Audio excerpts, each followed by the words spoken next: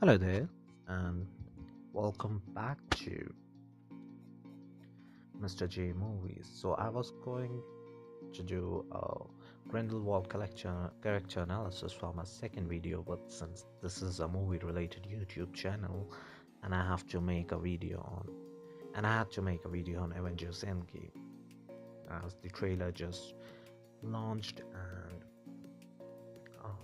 that is the most talked about trailer at this very moment. So, now, to start off with the trailer, it starts with Tony Stark recording a message for Pepper Potts. It's clear that they are out of food and water for 4 days, and oxygen will run out the very next day. So they will have to be saved by someone, since we already know that Doctor Strange looked at the possible futures, and the only way the Avengers actually win this war is with Tony Stark surviving. Now it is important to see the imagery that has been shown in this trailer. It looks very similar to what someone would see if they are stranded in a desert without food or water. You can see the sun at a distance and vultures flying above you, and that is very prominent. And even at the very end, when Tony Stark ends the message for Pepper Potts, he almost wipes a tear off her eyes.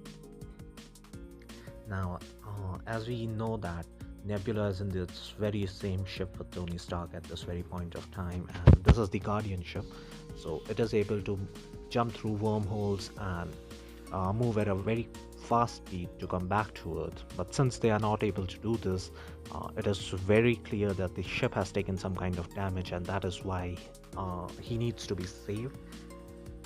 And the only people in space right now who can save him is Captain Marvel, and that's it.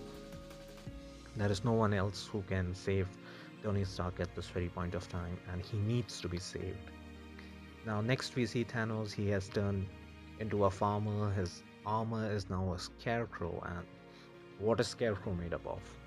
Mostly clothes that we no longer use or don't need anymore. So, the armor, he has won his battle. He has done what he set out to do. He does not need his armor anymore, but still he is wearing the gauntlet from Infinity War Part 1. And uh, I believe the reason why he's wearing this is because this is like a battle scar for him. He has to bear it, he has to bear the pain for doing what he did.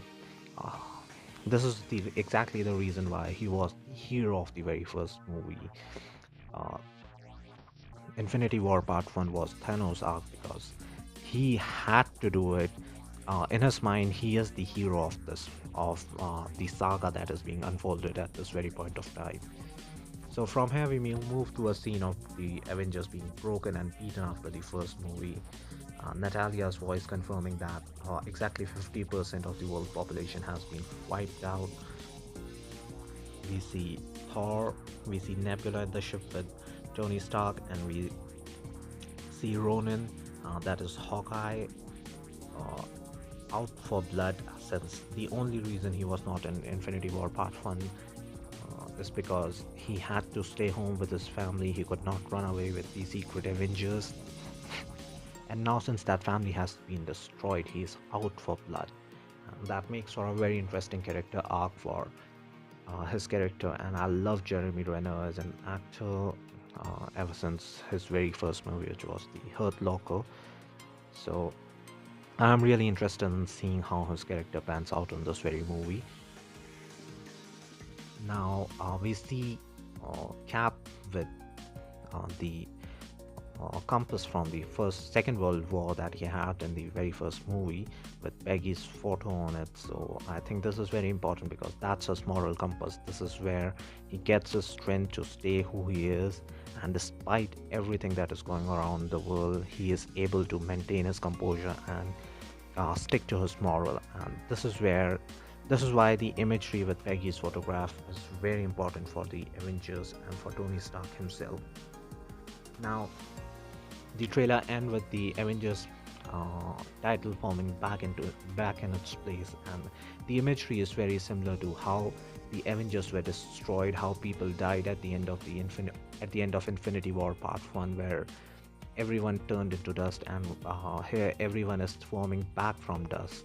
That is, the Avengers logo is swarming back from dust. So this signifies that the Avengers will win at the end of this movie. But since there are still crack on the Avengers logo, things will not go back to the way they were. It will not be a scenario where everything goes back and the snap never happened. I think the snap will still happen at the end of whatever happens, but people will come back from dead.